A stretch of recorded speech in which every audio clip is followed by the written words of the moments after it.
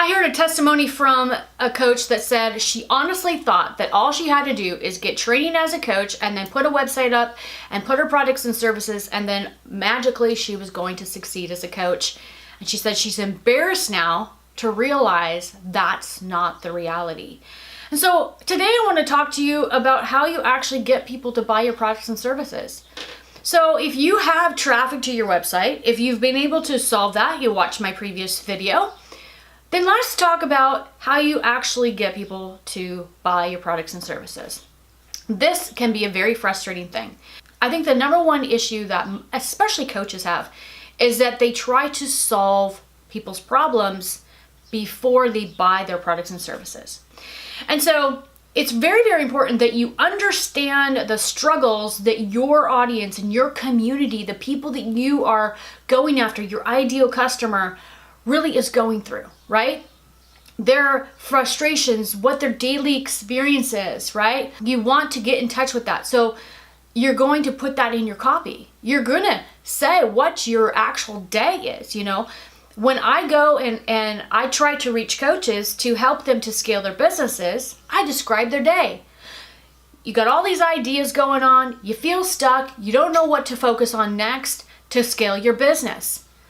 And it can be very, very frustrating because if you don't have just one little thing set up correctly in the marketing realm and in the sales realm, you're not going to make sales. So there's a couple of components that go into a successful product launch. And let's talk about these.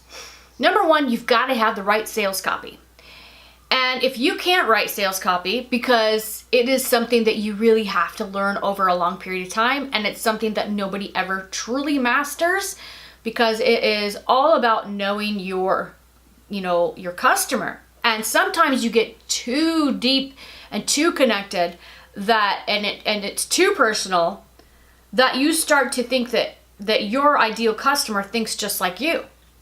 And so sometimes you've got to take a step back and get another view. And that's where it really will help you to scale your business faster if you hire a good copywriter. So if you're not skilled in it, hire somebody. If you need help with this, I actually offer some copywriting services. So let's move on to the next thing. After you've got really great copy, and it is telling people what they're experiencing and that your product and it's going to solve that issue. The next thing you want to do is make sure that your offer is actually what people want. I cannot tell you how many times in my own journey as an entrepreneur, I've gone through this as well, where you launch something and you even ask your community, what do you want? And they're like, I want this, I want this, I want this, I want this. You launch it, nobody buys, right? At that point, it's either the copy was way off, the offer was way off, or people actually just, you haven't built up enough trust with them for them to buy from you.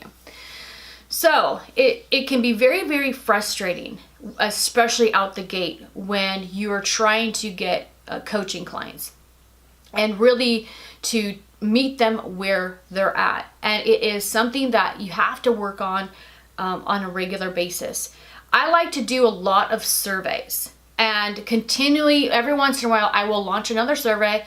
I'll ask my community what they want, what their biggest issues are, because I like to stay in touch with where they're at and remind myself where they're at, and not try to just problem solve all of the time and, assume that they're where I'm at. And so there's a great way to do this. You can actually send a survey out to your own community and ask them what their biggest struggle is with the particular topic that you focus on.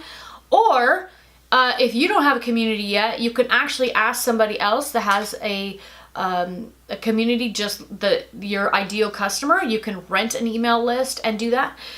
You can run a Facebook ad and run a survey to people. You can put it in your email signature and just get it out everywhere and try and get as many people to opt in and give you feedback. And that is really going to help you. And then the other reason why people don't buy is that your product or service isn't named correctly. So I was working with one gal that she specializes in project management.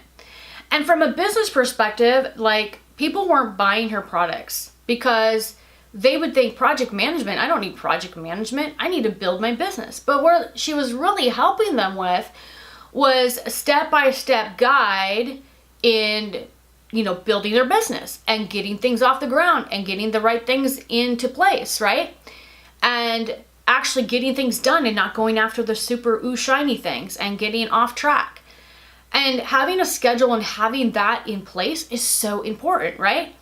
So in order to actually get product sales, she needed to change the name of her services from project management that meant nothing to them. That was how she was going to solve the problems, to something around getting organized in your business. There's so many people that deal with that, right?